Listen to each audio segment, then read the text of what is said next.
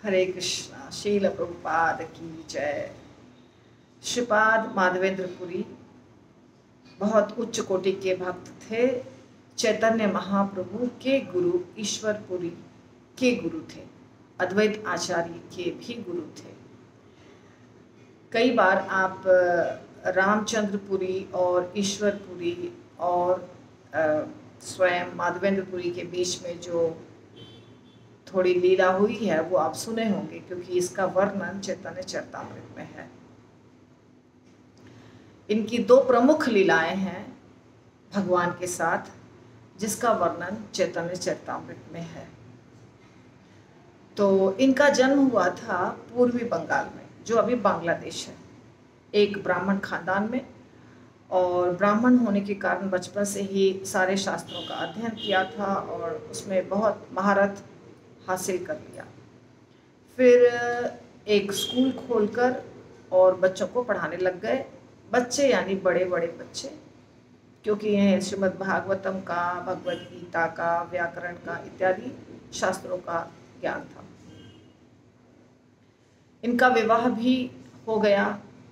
पिता ने अच्छी लड़की से विवाह करा दिया और विवाह के उपरांत एक पुत्र की प्राप्ति हुई, जिसका नाम रखा विष्णुदास। अब इनका मन था भगवान की भक्ति करें, ऐसा साधारण नहीं, भगवान की भक्ति के रस में डूब जाएं। इसीलिए ये बड़े बड़े आचार्यों के जो माधुर्य रस की कविताएं हैं, चंडीदास और बहुत सारे पूर्व राइटर्स जो थे, उनकी कविताओं को पढ़ते रहते थे। गाना, जिसको भजन कहते हैं, उनको। फिर एक दिन इन्होंने अपने शिष्य कमलाक्ष, जो बाद में अद्वैत आचार्य बनेंगे, उनको बुलाकर कहा, क्योंकि इनकी पत्नी का देहांत हो गया था, तो अब ये अकेला बच्चा बच गया था विष्णुदास, और इनका चित्त घर गृहस्थी में नहीं था। तो इन्होंने कमलाक्ष को कहा कि मेरे बच्चे की देखभाल करो और मैं जा रहा हूँ कृष्ण के धाम, कृष्ण की खोज में। तो कमलाक्ष ठीक है, अच्छा, गुरु की आज्ञा थी, तो वो बच्चे की देखभाल करने लग जाते हैं और ये निकल पड़ते हैं। अलग अलग तीर्थ स्थलों में घूमते फिरते वृंदावन पहुंचते हैं। वृंदावन में उस समय ऐसा नहीं था जैसा अभी दिखाई देता है। सब जगह जंगल, घना जंगल था, और सिवाय गोवर्धन पर्वत के कोई दूसरी लीला स्थली दिखती नहीं थी। जैसे अभी हम देखते हैं राधा कुंड है, श्याम कुंड है, गोकुल, बरसाना, ये सब कुछ भी पता नहीं चलता था। कोई मंदिर नहीं, क्योंकि मुसलमानों ने सबको तोड़ दिया था। ये बहुत पहले की बात है। तो अब ये घूम रहे हैं, इनको तो पता है कि ये वृंदावन है, यहाँ भगवान ने कितनी लीलाएं की हैं, सब कुछ पता था। इसलिए गोवर्धन के तट पे, गोवर्धन के तलहट्टी पे घूम रहे हैं, रो रहे हैं, चीख रहे हैं, चिल्ला रहे हैं, हंस रहे हैं, लोटपोट हो रहे हैं। समूचे शरीर में अष्टविकार पैदा हो रहा है। तो वहाँ के लोग सोच रहे हैं ये कौन व्यक्ति है, और देखने में काफी खूबसूरत, लंबे चौड़े, सुंदर शरीर था इनका। तो अष्टविकार इनके अंदर पैदा हो रहे थे। और ये क्या कर रहे थे, ये वहाँ जब रहने लग गए तो किसी से कुछ मांगते नहीं थे। अपने आप यदि किसी ने कुछ दे दिया तो वो खा लेंगे, नहीं तो सारा दिन उपवास करेंगे, गोवर्धन की परिक्रमा करेंगे रोज, और बाद में बिना खाए पिए सो जाएंगे। इसको बोलते हैं अयाचक वृत्ति। तो इनकी अयाचक वृत्ति थी। तो इस प्रकार समय बीत रहा था। उस समय डकैत थे वहाँ पे, डाकू, लुटेरे घुमा करते थे, और जंगली जानवर थे, शेर, चीता, ये सब, भालू, इनकी आवाज़ें सुनाई देती थी। भगवान की बांसुरी सुनाई नहीं देती थी। कुछ भगवान की लीलाएं पता नहीं चलता था, क्योंकि पूरा घना जंगल था। तो श्रीपाद माधवेंद्र पुरी रोज परिक्रमा करते थे और किसी पेड़ के नीचे आके सो जाते थे। यदि किसी ने कुछ दिया तो खा लेंगे। तो इसी तरह एक दिन गोविंद कुंड के पास ऐसे ही बैठे हुए थे और नहा धो करके भगवान का कीर्तन कर रहे थे। तो एक बच्चा आता है, सुंदर सांवला घुंघराले बाल, एकदम क्यूट सा बच्चा, और एक मटका साथ में लेके आता है और कहता है कि बाबा आप तो भूखे प्यासे हैं, आप ये दूध पी लीजिए। तो माधवेंद्रपुरी देखते हैं उस बच्चे को और सोचते हैं ये तो बहुत ही आकर्षक है, बहुत सुंदर है, मेरा मन इसके तरफ खींचा जा रहा है। तो पूछते हैं कि तुम कौन हो और तुम्हें कैसे पता कि मुझे भूख लगी है? तो बच्चा कहता है मुझे सब पता है और मैं ग्वाला हूं, और ये जो गांव है यहाँ पे कोई भूखा नहीं रह सकता है। यहाँ पे बहुत सारी स्त्रियां पानी भरने आई थी और उन्होंने आपको देखा कि आप भूखे हैं, फिर वो जाकर मुझे बताती हैं, मुझे एक लोटा दूध देती हैं कि जाके बाबा को दे आओ, तो मैं आपको देने आया। तो माधवेंद्रपुरी दूध पी लेते हैं और सोचते हैं कि वो लोटा जो है, मटका जो है, वो बच्चा आएगा तो उसको वापस दे देंगे। पर वो बच्चा गया और बोलकर गया कि मैं आके मटका ले जाऊंगा, लेकिन फिर आया ही नहीं।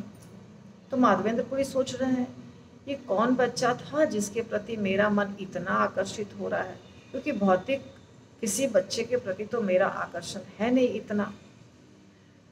और ऐसे सोचते सोचते सोचते सोचते उनको निद्रा आ जाती है। रात्रि, बहुत रात्रि हो जाती है इंतजार करते करते।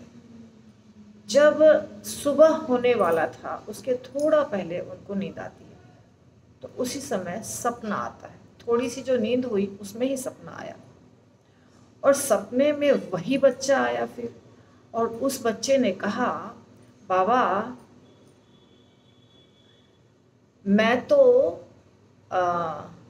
आपका ही इंतज़ार कर रहा था, आपकी बाट जो रहा था, आप कब आएंगे और कब मुझे निकालेंगे, क्योंकि मुझे झाड़ियों में छुपा दिया है यहाँ के पुजारियों ने। मैं तो कन्हैया हूँ, मैं कृष्ण हूँ, और आपके द्वारा मुझे सेवा चाहिए, मैं गोपाल हूँ। पर मुझे बहुत दिनों से वहाँ झाड़ियों के पीछे जब छुपाया था, तो बहुत दिनों से मैं वहाँ भूखा प्यासा, गर्मी लग रही है और मैं परेशान हूँ, लेकिन मुझे आपका इंतज़ार था, और अब आप आ गए तो आप मुझे निकालिए उससे और मुझे एक शिला पर रखकर मेरी स्थापना करिए और सेवा करिए। ये सब जब सुना तो माधवेंद्रपुरी अब सोच रहे थे कि ये अंदर अंदर मन में कि ये बच्चा भगवान थे और मैंने क्या किया, ऐसा मन में लग रहा था उनको। तब तक नींद खुल गई। कुछ बातें करने वाले थे, तब तक नींद खुल गई। जब नींद खुली तो बहुत पश्चाताप हुआ कि अरे भगवान आए थे, मुझे दूध देकर गए और मैंने भगवान से सेवा लिया, भगवान मुझे दूध पिलाने आए और मैं ना उनकी आरती की, ना स्तुति की, ना मैंने पहचाना उनको, ना मैंने उनको रोका, ना मैंने उनको बैठने का स्थान दिया। कितना बड़ा पापी हूँ, ऐसा सोच रहे थे। और ऐसा सोच सोच के सिर पटक रहे थे कि मैंने क्या कर दिया। फिर थोड़ी देर के बाद होश आया उनको कि भगवान ने एक आज्ञा भी दी है। तो वो फिर गांव जाते हैं, वहाँ के सारे लोगों को इकट्ठा करते, और भगवान ने आज्ञा में ये भी दिया था कि गांव के लोगों को इकट्ठा करके जाओ। वहाँ वो स्थान दिखाया, वो झाड़ी दिखाया जहाँ पे मुझे छुपा दिया गया है, वो भी सपने में दिखाया। तो माधवेंद्रपुरी ने सारे गांव के लोगों को इकट्ठा किया और उन्हें बताया कि मुझे भगवान सपने में आकर ये सब बताए हैं, तो आप सारे लोग चलिए। अब सारे लोग इतने खुश हुए कि कितने बड़े महात्मा हैं जो भगवान इनको दर्शन दिए, भगवान इनको बताए हैं कि मुझे निकालो, जय जयकार करने लग गए सब। फिर इन्होंने कहा चलो अब सेवा करने, सब कुल्हाड़ी फावड़ा कुदाल लेकर के जाते हैं। फिर माधवेंद्रपुरी उनको बताए गांव के लोगों को कि मुझे सपने में ऐसा झाड़ी दिखाया है भगवान ने। तो इनको तो उस गांव का कोई आइडिया था नहीं, पर गांव के लोगों को पता था। तो गांव के लोगों ने कहा वो स्थान बहुत दूर में है, यहाँ नहीं है। फिर माधवेंद्रपुरी को वहाँ ले जाते हैं वो लोग। काफ़ी दूर चल करके सारे लोग जाते हैं और वहाँ जाके वैसा ही सीन था जैसा उन्होंने सपने में देखा था। फिर उन्होंने कहा कि ये वही जगह है। फिर सारे लोगों ने कुदाल फावड़ा सब चलाया, धीरे धीरे जंगल को काटा। जंगल था उसके ऊपर पूरा, जंगल को काट के अंदर भगवान की मूर्ति मिली गोपाल जी की। फिर गोपाल जी की जब मूर्ति मिली तो अब काफ़ी दिनों से पड़ी हुई थी, उनको निकाला, वहाँ लेकर आए। बहुत भारी मूर्ति थी, काफ़ी लोग मिल करके उठाए लाए। और भगवान ने कहा था मुझे शिला के ऊपर स्थापित करना। तो गोवर्धन पर्वत पर एक शिला रखकर और वहाँ भगवान को स्थापित किया गया। सब कुछ आ गया, भगवान ने दे दिया था कि मेरा अभिषेक करना। 100 घड़े जल आए कुसुम सरोवर से और भगवान को सिर्फ जल से भी स्नान किया गया, कराया गया। और पंचगव्य जो होता है, गाय का दूध, गाय का दही, गाय का घी, गाय का गोबर और गोमूत्र, इनसे पहले स्नान कराया गया। ये आपको चैतन्य चरितामृत में बहुत विस्तार से लीला मिल जाएगी अगर आप पढ़ना चाहते हैं। तो भगवान का अभिषेक कराया गया। अब सिर्फ अभिषेक से तो काम नहीं चलेगा, फिर भगवान को बहुत सारे जल से तो अभिषेक कराया गया, दूध से अभिषेक कराया गया। पंचगव्य के बाद दूध दही घी जो होता है, शहद वगैरह, उससे भी अभिषेक कराया गया। पंचगव्य और पंचामृत 2 चीज़। पंचगव्य में जो मैंने पहले बताया वो होता है गाय का दूध, गाय का दही, गाय का घी, गाय का गोबर और गाय का मूत्र। और पंचगव्य में गाय का दूध, दही, घी, शहद और चीनी पानी, इसको कहते हैं पंचामृत। तो पंचामृत से स्नान कराया गया। इस प्रकार पूरा साफ सुथरे चमकदार भगवान हो गए और उनको फिर अब भोग लगाना है। तो भोग लगाने के लिए इन्होंने, माधवेंद्रपुरी ने सबको कहा था। तो बड़े बड़े जो बिजनेसमैन हैं वो अपने घर से बहुत सारी चीज़ें ला करके दिए थे और जो गांव के लोग हैं वो गाय का दूध, दही, मक्खन, मिश्री सब ला कर दिए थे। तो इस प्रकार अन्नकूट कहते हैं उसको। तो अन्नकूट का भोग लगाया माधवेंद्रपुरी ने भगवान को पहले दिन ही, जिसको हम 56 भोग कहते हैं, समझिए वही है।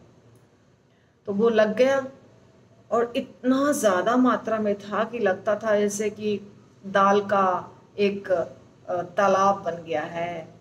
कड़ी, दाल, पकौड़े, ऐसे सब कुछ, ऐसा चैतन्य चरितामृत में वर्णन है। तो भोग लग गया। अब एक दिन भोग लगने से तो दिल नहीं भरता है, क्योंकि पूरे गांव के दूर दूर तक हल्ला हो गया कि गोपाल जी निकले हैं, गोपाल जी निकले हैं, माधवेंद्रपुरी। और माधवेंद्रपुरी उस समय सन्यासी थे, क्योंकि माधवेंद्रपुरी ने दीक्षा ली। बाद में जब वो निकले घर से तो उन्होंने पहले वैष्णव संन्यास दीक्षा ली, एक साधारण संप्रदाय से उन्होंने दीक्षा ली, संन्यास दीक्षा, और बाद में वैष्णव दीक्षा ली उन्होंने। वैष्णव दीक्षा आवश्यक होता है। तो ये संन्यास दीक्षा है उसी में पूरी होते हैं। तो पूरी माधवेंद्रपुरी और फिर वैष्णव दीक्षा भी ली, तो उनके गुरु थे। तो सन्यासी को यति भी कहा जाता है, यति, यतिराज, यति, यति मतलब जो यत्न पूर्वक अपना जीवन बिताते हैं। तो माधवेंद्रपुरी एक यति थे, इसीलिए उस जगह का नाम हो गया यतिपुरा, यतिपुरा। और धीरे धीरे क्योंकि भगवान वहाँ प्रकट हुए थे, माधवेंद्रपुरी के द्वारा प्रकट हुए थे, इसीलिए माधवेंद्रपुरी के नाम के ऊपर ही उसका नाम हो गया यतिपुरा, जो धीरे धीरे बोलचाल की भाषा में जतिपुरा बन गया। अभी जहाँ आप जाते हैं, जलेबी खाते हैं, लस्सी पीते हैं, वही स्थान जतिपुरा, उसी स्थान पर गोपाल जी प्रकट हुए थे। तो ऐसा हो गया। अब वहां से दूर दूर के जो गांव थे वो लोग सोचे हम क्यों नहीं करें, हम भी अन्नकूट करेंगे। ऐसे कर करके एक गांव आज, एक गांव कल, एक गांव परसों, 1 महीने तक रोज अन्नकूट होता रहा। अन्नकूट अर्थात 56 भोग, पर द्रोण में नहीं, जैसे आजकल हम द्रोण में 56 भोग करते हैं, वो नहीं, बड़े बड़े बड़े बड़े ढेर लगते थे, चावल का ढेर, पकौड़े का ढेर, जलेबी का ढेर, ऐसे।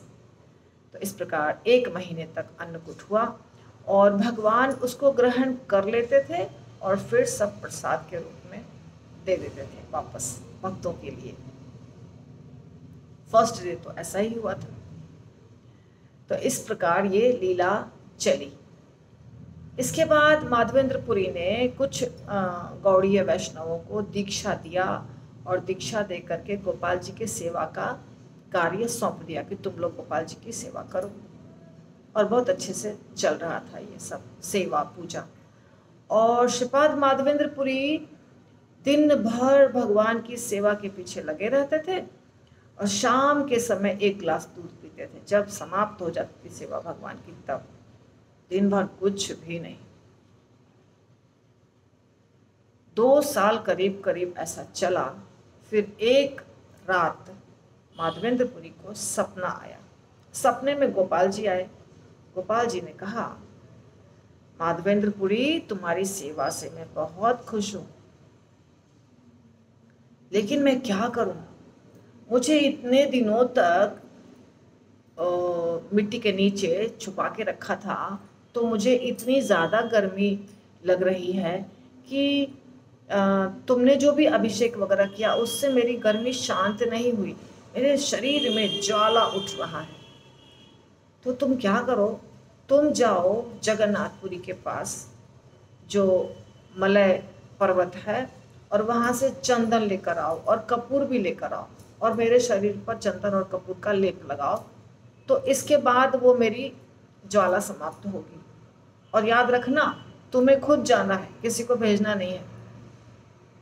अद्वैता सॉरी इनकी नींद खुली तो ये सोची कि अच्छा, ये भगवान का एक अलग नाटक है अब, क्योंकि भगवान को कहाँ से इतनी गर्मी लगने लग गई। भगवान का तो शरीर इतना ठंडा है कि उनके चरण कमल पर जाने से हमारे अंदर ठंडक पहुँचती है, हमारे तीनों ताप धुल जाते हैं, और भगवान को इतनी गर्मी लग रही है।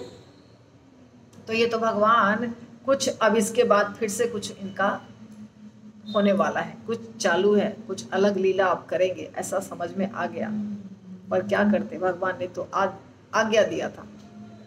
तो माधवेंद्रपुरी चल दिए। यहाँ पे सेवा करने वाले भक्तगण थे ही, माधवेंद्रपुरी चल दिए। अब उन दिनों पैदल चलना होता था। ऐसा नहीं है कि गाड़ी, मोटर, एयरक्राफ्ट फट से पहुँच गए, आज फ्लाइट पकड़े पहुँच गए कल, या ट्रेन में 2-3 दिन में पहुँच गए, नहीं, पैदल। माधवेंद्रपुरी पैदल चलते चलते चलते चलते रेमुना पहुँचे। रेमुना एक स्थान है जो जगन्नाथपुरी के पहले आता है, बंगाल से जगन्नाथपुरी जाने के बीच में। तो वहाँ पे पहुँचे। पहले से ही इनको पता था कि रेमुना में गोपीनाथ जी का विग्रह है और राधा गोपीनाथ जी बहुत प्रसिद्ध विग्रह है, और राधा गोपीनाथ जी को बहुत अच्छा अच्छा भोग लगता है। ये सब भी सबको मालूम था। सेवा बहुत अच्छी होती है। अब ये तो अयाचक वृत्ति के व्यक्ति थे, इनको तो कभी किसी से कुछ मांगने की आदत थी नहीं। तो भगवान का दर्शन किए, दर्शन करके आराम से एक जगह बैठे। पर इनको पता था कि यहाँ पे एक स्पेशल भोग लगता है जिसका नाम है अमृत केली, दूध का बना हुआ खीर जैसा होता है। तो वो इतना प्रसिद्ध था अमृत केली कि दूर दूर तक के लोग जानते थे। अब भगवान के भोग का समय होने वाला था। कुकिंग हो रही थी, भोग लगता, फिर प्रसाद बंटता। पर उसके पहले ही इनके दिमाग में ये बात आई, यदि मुझे अमृत केली मिल जाए, चख लूं, तो अपने गोपाल जी को वैसा ही भोग, यानी कि वही स्वाद वाला अमृत केली बना के लगाऊंगा। जैसे ही ये विचार मन में आया, इनको लगा कि अरे मैंने क्या कर दिया, मैंने तो बहुत बड़ी गलती कर दी। भगवान अभी तक ग्रहण भी नहीं किए हैं, भगवान को भोग भी नहीं लगा है, और मैं चखने की बात सोच लिया। ये तो बहुत बड़ा अपराध है, और मैं तो बहुत बड़ा पापी हो गया, मैंने बहुत बड़ा पाप कर दिया। अब यहाँ तो नहीं रुक सकता हूँ, मुझे तो पश्चाताप करना पड़ेगा। ऐसा सोच करके वो निकल गए मंदिर से। दूर जा कर के, जो बाजार है, मार्केट एरिया है, वहाँ पे दूर में एक पेड़ के नीचे बैठ करके और हरे कृष्ण महामंत्र का कीर्तन करने लग गए कि अब अमृत केली तो चखना दूर की बात है, अब मुझे पहले जो मैंने अपराध किया है उससे मुक्ति पाने के लिए हरे कृष्ण महामंत्र का जप करना होगा। क्योंकि मैंने बहुत बड़ा अपराध कर लिया कि मैंने सोच लिया कि मुझे मिल जाता। मेरी जो अयाचक वृत्ति थी उसका क्या हो गया, क्यों मैंने ऐसा सोचा। फिर उनको थोड़ा सा ये भी लग रहा था कि शायद गोपाल जी को खाने की इच्छा है और उन्होंने प्रेरणा दी होगी कि मैं चख लूं, फिर भी मुझे यहाँ रहना तो नहीं। तो रोज 12 मटके अमृत केली का भगवान को भोग लगता था, गोपीनाथ जी को। तो गोपीनाथ जी वो तो बहुत होशियार है, स्मार्ट है, भगवान है। भगवान को तो पता चल गया कि माधवेंद्रपुरी को चखने का मन है अमृत केली। अब माधवेंद्रपुरी के हृदय की सारी बात तो भगवान जानते हैं। यही बात, यही सेम भगवान है जो बोले, कितना उच्च कोटि के भक्त थे माधवेंद्रपुरी, आप समझिए। भगवान बोले कि इतने दिनों से मैं जंगल में हूँ, लेकिन मैं तुम्हारा इंतजार कर रहा था। तुम ही निकालोगे, तुम ही स्थापित करोगे, तुम ही सेवा करोगे, तुम ही अभिषेक करोगे, तुम ही भोग लगाओगे। देखिए ऐसे भक्त। तो अब ये इसमें कोई आश्चर्य की बात नहीं है। आज भी जगन्नाथ मंदिर जो है, जगन्नाथ बलदेव सुभद्रा का जो 12 साल के बाद नव कलेवर होता है, उसमें भगवान सपना ही तो देते हैं कि जाओ यहाँ पर ये पेड़ है, इस पेड़ से काटकर इस पेड़ की लकड़ी से मेरा विग्रह बनाओ। तो होता है, सपना सच होता है। तो माधवेंद्रपुरी जी, अभी इस कथा पे हम देंगे जोर। तो माधवेंद्रपुरी जी जब कर रहे थे वहाँ पे कीर्तन, उसी समय भगवान का भोग 12 मटका लग गया, मगर 12 मटका के बदले 11 मटका ही प्रसाद बाहर निकला। पुजारी का दिमाग उस दिन काम नहीं किया, क्योंकि भगवान की योग माया शक्ति है, जो चाहती है वही होता है। तो 11 मटका निकला प्रसाद, और किसी को पता नहीं चला कि 1 मटका अंदर रह गया। भगवान रात को पुजारी को सपना देते हैं, जो पुजारी निकाला 1 मटका, जो उनका मेन पुजारी था। बोलते हैं एक माधवेंद्रपुरी नाम का भक्त है जो बाजार में कीर्तन कर रहा है पेड़ के नीचे बैठ के, और वो आया है वृंदावन से, मेरा बहुत प्रिय भक्त है। उसके लिए मैंने 1 मटका अमृत केली अपने धोती के पीछे छिपाकर रखा है, तुम उसको निकालो और उसको देकर आओ, क्योंकि जब तक वो नहीं खाएगा मुझे चैन नहीं पड़ेगा। पुजारी की नींद खुली, अरे ये क्या बात हुई। नहाया धोया, अब ऑल्टर ऐसे तो खुलेगा नहीं, नहाया धोया रात को और ऑल्टर खोला, देखा सच में 1 मटका वहां पे खीर पड़ा हुआ है।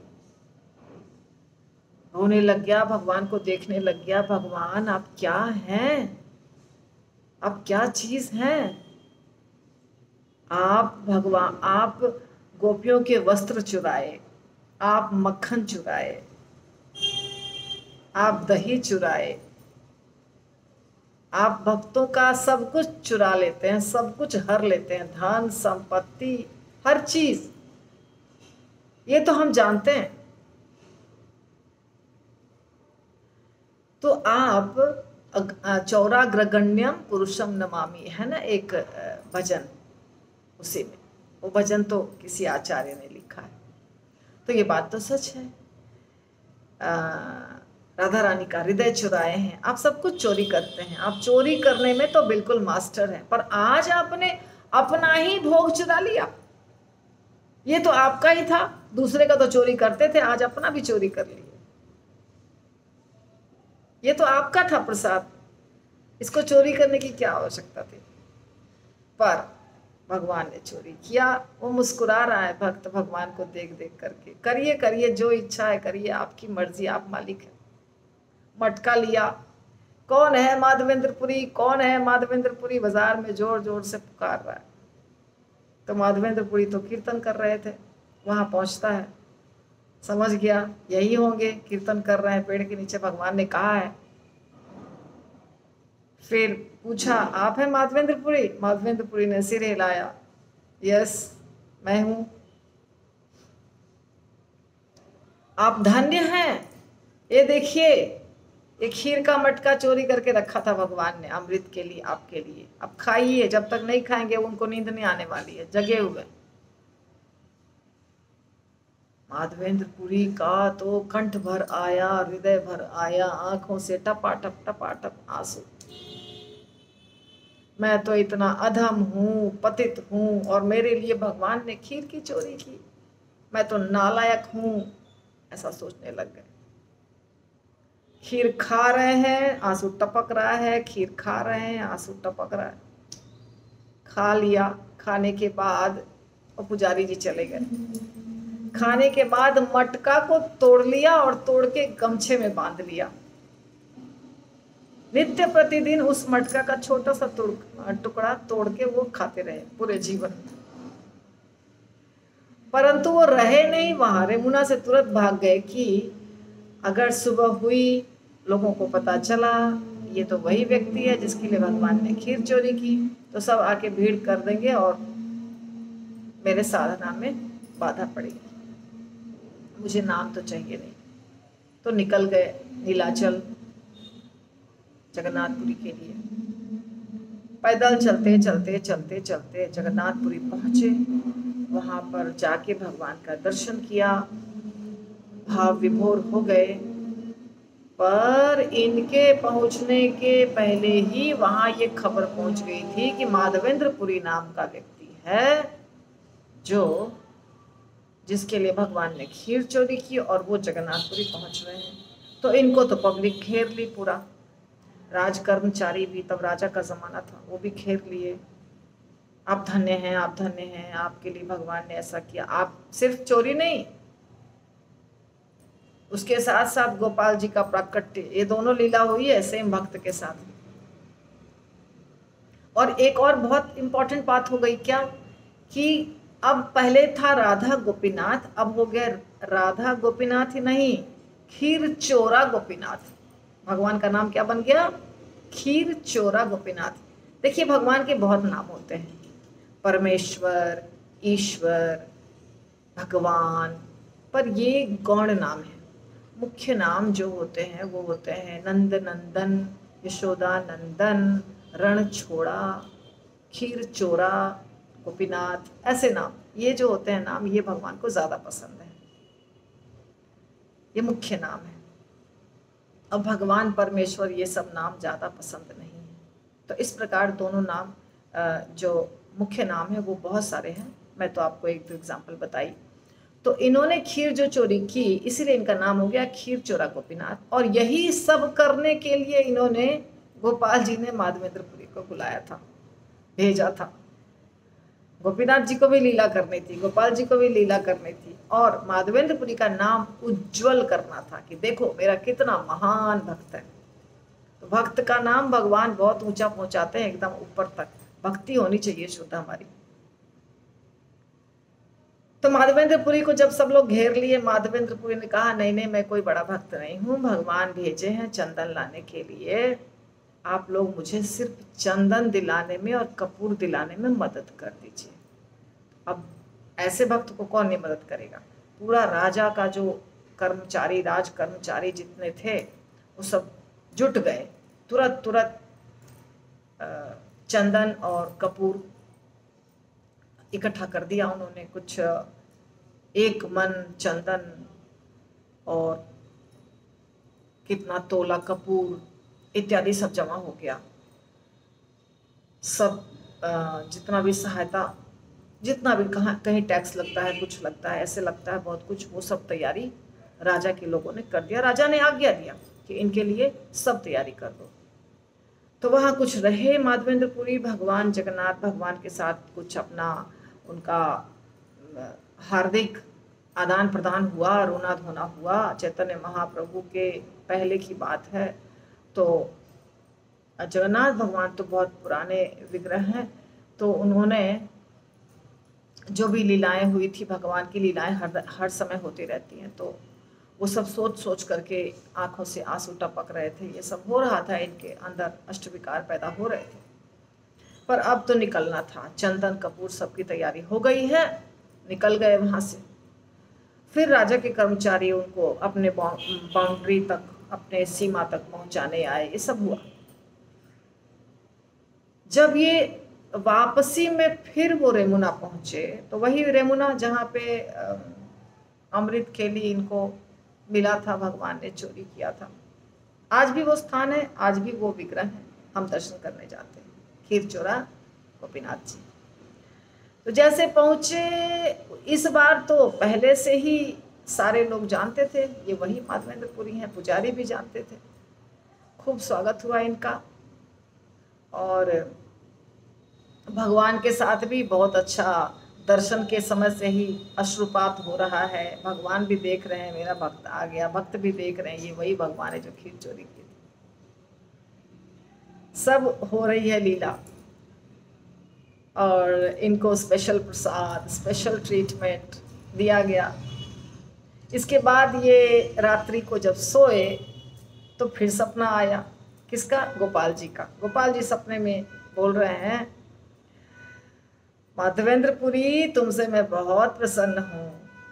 अब एक काम करो, ये जो जितना भी तुम चंदन और कपूर लेकर आए हो रेमुना, वो रेमुना के ही भगवान गोपीनाथ जी को लगा दो। और जब तुम वहां लगाओगे तो मुझे यहाँ ठंडक पहुंच जाएगी। क्यों? क्योंकि गोपीनाथ जी में और मेरे में कोई अंतर नहीं है। तो तुम्हें कष्ट करके वो पूरा चंदन कपूर यहाँ लाने की आवश्यकता नहीं है, तुम वहीं सारा लगा दो वहां के विग्रह को। सवेरा हुआ, ये पुजारी जी को बताया कि अब एक नया आदेश हुआ है भगवान का, ऐसा। अब वहां के लोग तो खुश हो गए, हमारे भगवान को चंदन कपूर लगेगा। 1 महीना तक चंदन कपूर लगता रहा। ये जो चंदन यात्रा होती है, ये उसी समय से शुरू हुई है, अक्षय तृतीया के दिन से। तो वो भगवान को लगता रहा, और भगवान को इस प्रकार पूरा चंदन कपूर गोपीनाथ जी को लग गया। तो ये लीला हो गई। इसके बाद तो ये आ गए यहाँ। अब इनके शिष्य बहुत बड़े बड़े हैं, बहुत नाम है। जैसे 2 नाम तो मैंने बता दिया आपको। ईश्वरपुरी जो चैतन्य महाप्रभु के गुरु हैं, अद्वैत आचार्य। अद्वैत आचार्य का नाम बताया नहीं मैंने आपको। उनका नाम कमलाक्ष था पहले। जब माधवेंद्रपुरी चंदन लाने के लिए जा रहे थे जगन्नाथपुरी, तो बीच रास्ते में वो फिर से जाते हैं मिलने के लिए अद्वैत आचार्य से। उस समय तक उनका नाम कमलाक्ष ही था, और वो शांतिपुर में रह रहे थे। लेकिन इस बार जब मिलने जाते हैं तो बहुत खुश होते हैं उनको देख करके, वो भी बहुत खुश होते हैं। तो इसके पहले भी उन्होंने दीक्षा ली थी इनसे, अद्वैत आचार्य यानी कमलाक्ष ने दीक्षा ली थी। पर उस समय ये टीचर थे स्कूल के, और उसके हिसाब से इनकी दीक्षा हुई थी, शिक्षा गुरु जैसा। पर अभी उन्होंने प्रॉपर दीक्षा ली इनसे, और उनका नाम हो गया अद्वैत आचार्य। उसी समय जब ये लौट रहे थे, जब ये चंदन के लिए जा रहे थे, चंदन लाने के लिए, तो उस समय अद्वैत आचार्य ने प्रॉपर इनसे दीक्षा ग्रहण की।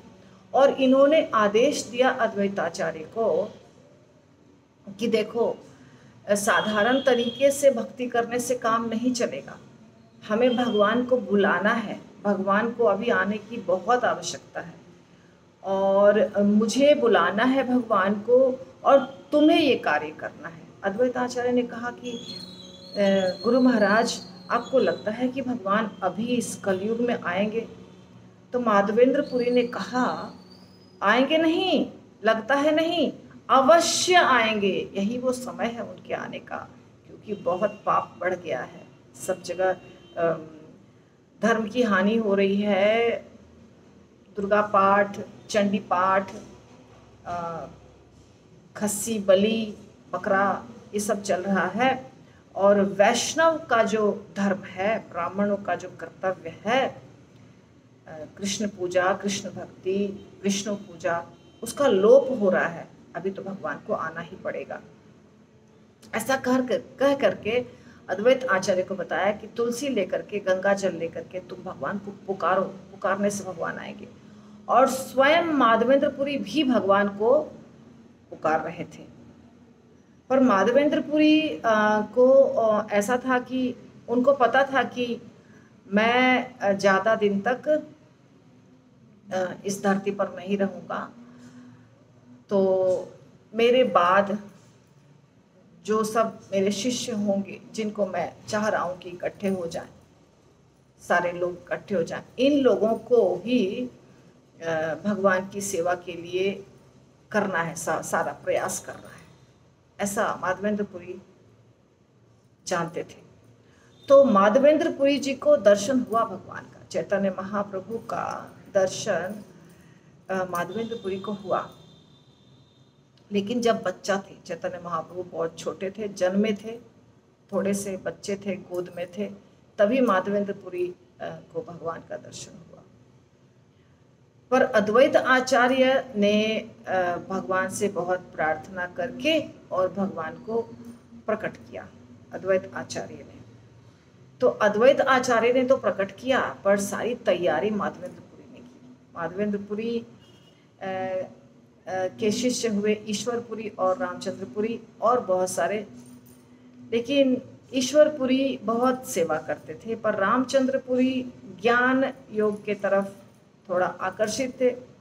इसलिए जब इनके शरीर में अष्टविकार होता था, जब ये कृष्ण को खोजते थे, अष्टविकार पैदा होते थे माधवेंद्रपुरी के शरीर में, और मृत्यु का समय नज़दीक था, शरीर त्यागने का समय नज़दीक था, तो रामचंद्रपुरी इनको शिक्षा देने लगे कि आप ब्रह्म का चिंतन करिए, आप तो ज्ञानी हैं, आप ये क्या कृष्ण कृष्ण कर रहे हैं, आप क्यों रोना धोना कर रहे हैं।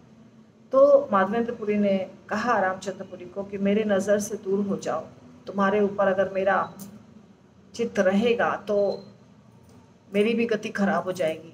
मैं तो कृष्ण विरह में रो रहा हूँ, तुम्हें क्या पता, तुम तो शुष्क हो।